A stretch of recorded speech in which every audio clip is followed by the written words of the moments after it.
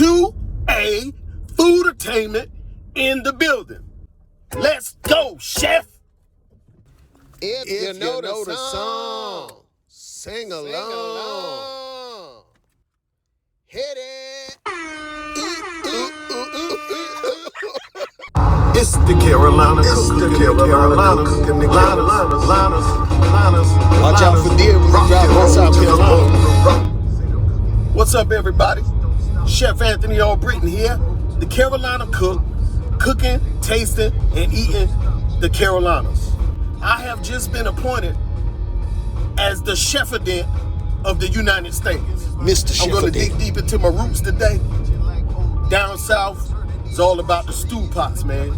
Back in the day, the old school folks used to have a big black wash pot. My pop still got two of them that I could use at any time. And then people would just cook big stews or fry the pork crackling and everything in there and all of that. So in this episode, y'all, I will be cooking up some Oxtail and turkey neck stew. Southern playalistic soul food.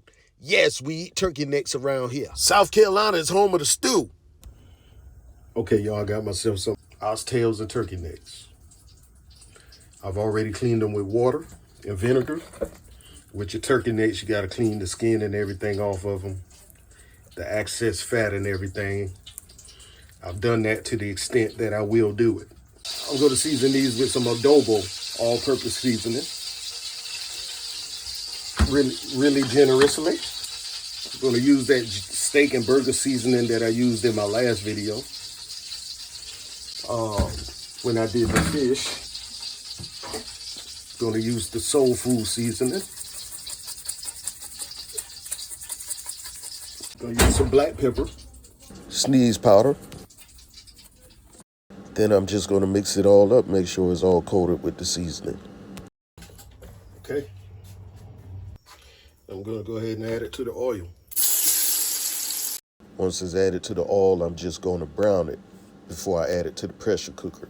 Now I've added some water to my pressure cooker. I'm going to go ahead and add some chicken bouillon seasoning to that water and just bring that to a boil until I'm ready to add the oxtails and the turkey necks to it. Okay, so after a few minutes of browning my turkey necks and oxtails, I'm going to go ahead and transfer them from the oil to the pressure cooker. This is a 2-pot meal, y'all, so I'm going to reserve the goodness that the turkey necks and the oxtails left behind. And I'm going to saute some veggies in this, and then I'm going to add the meat back to the pot, okay? The purpose of me using the pressure cooker is because it would take about 3 hours to get these oxtails and turkey necks tender. So the pressure cooker is going to save me over 2 hours.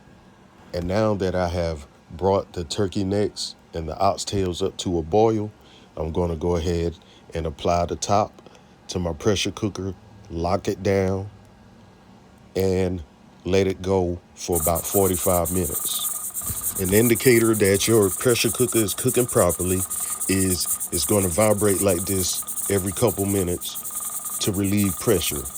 Then it's going to stop, and it's going to just keep repeating that process as it cooks. All right, let's go ahead and get this pressure cooker depressurized so we can see what the meat looks like.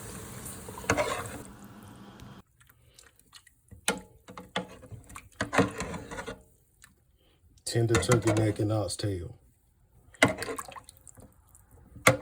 Falling off of the bone. Now let's go add this to the pot. But before I do that, I'm going to reheat the oil and the fat that's in this pot. Then I'm going to get rid of some of it. Then I'm going to start a saute on some peppers and onions in here. Then once my peppers and onions are soft, I'm going to go ahead and add some chopped garlic. Saute that garlic around for about 30 seconds until those aromas release. Then I'm going to go ahead and add some whole white potatoes to that. You know, since my meat is like so tender, I'm just going to go ahead and start the stew first, then add the meat. After getting those potatoes mixed up in there, I'm going to drain some of the pot liquor off of this meat into the pot using a strainer so that the fat and everything that I don't want doesn't get into the stew. And if you haven't noticed, the only thing that I seasoned was my meat. That's why I seasoned the meat generously, because the meat is going to season the pot. As your stew cooks, you can season to taste, but I didn't have to add any more seasonings. I'm going to put a packet of onion soup mix in there. Well, technically, this here is a seasoning, but it's the only other seasoning I added other than what I seasoned the meat with. Then I'm adding 2 tablespoons of carnation milk to this. Then I'm going to add about 2 tablespoons of cornstarch to about a cup of water, and I'm going to stir that around in there to smooth it out. Then I'm going to pour that into the stew. That's going to thicken the gravy in the stew, and I'm going to let this stew cook down a little bit and thicken a little bit. Then I'm going to add my meat. So, like I said, while that's thickening up, I'm going to go ahead and start draining my meat and get ready to add it to the stew. Like I said, the meat was too soft to cook it into the stew. So I'm just going to add it after I get the stew situated. So I had to do it backwards. I wasn't expecting the pressure cooker to cook it this well in 45 minutes. Okay, y'all, the sauce is at the level of thickness that I wanted, and it's going to thicken even more as it cools. So I think it's time to go ahead and add the meat to it. But wait, before I add the meat, I'm going to add some carrots. Since these are canned carrots, they're pretty tender, so I'll add them now. And as the stew rests, the carrots will have adequate enough time to go ahead and cook off into them.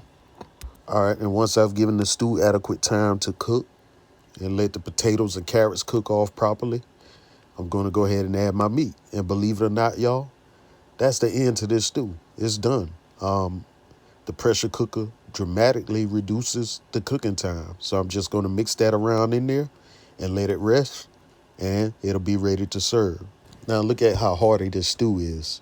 You wouldn't believe that this much meat is rendered from turkey necks. All right, this is what the stew looks like after it's had time to rest and the flavors have marinated in there. And on the side, I made some Italian green beans, and I put some of the oxtails and turkey necks in there with some basmati rice. Now let's go ahead and fix up a plate. We got our rice here. Now we got our stew added, and then we got our green beans. Oxtail.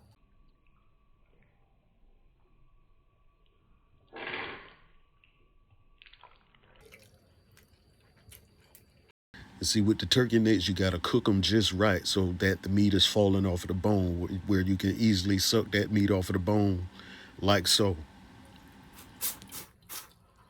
You should never have to bite turkey meat off of the bone. Let's go, chef. South Carolina is the home of the stews, in case y'all didn't know. We the home of the stew. Down south is the home of the stew. Stew pots, that's our thing right there. I want to thank y'all for visiting my Carolina kitchen by watching my video. All right? Now I want you to feel like family when you're here. Familia. Y'all like, comment, share the love, and subscribe. Get me into the rhythm of the algorithm by doing so. Y'all just remember, focus on your own role.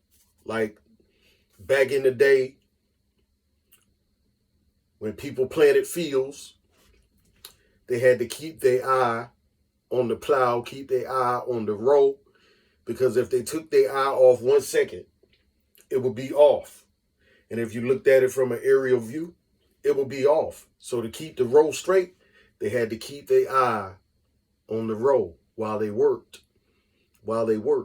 So that's what you need to do in life. Keep your eye on your row. Do your work. Don't worry about the next person. Don't worry about how many views this person getting, how many views that person getting, how many subscribe that person getting, and how it just look like it ain't moving for you. Don't worry about that type of stuff, because there's always going to be somebody doing better than you in certain areas. They may not be better than you, but they can be doing better than you. You know, and that's just the way of the world. So don't count somebody else's money. That's one thing I learned in life. I don't worry about when people come to me like such and such got this amount of money, such and such over here got this, got that. I'll be like, that's fine. That's good for them. You know, I never worry about somebody else's pockets. I never worry about somebody else's possessions or none of that. Because you when you live your life that way, you just be out of focus all the time. And your row will be all over the place instead of being straight. All right. Because some people, they'll look at you to the point where they get envious of you, they get jealous of you, they get competitive towards you because they done lost sight of what they supposed to be doing and they looking at somebody else. That's not the kind of focus you want in life. That's not the kind of mindset you want. So a lot of times I just stick to what I'm doing, watch what I'm doing, and focus on what I'm doing. And I try to block everything else out, you know. And if it do come my way, I see it, but don't see it. Because I got to focus on what I'm doing. That's the way you got to be, y'all. Liketh, shareth thou the love, and subscribeth unto my channel. And smiteth that notification button. Thank ya. Let's go, chef.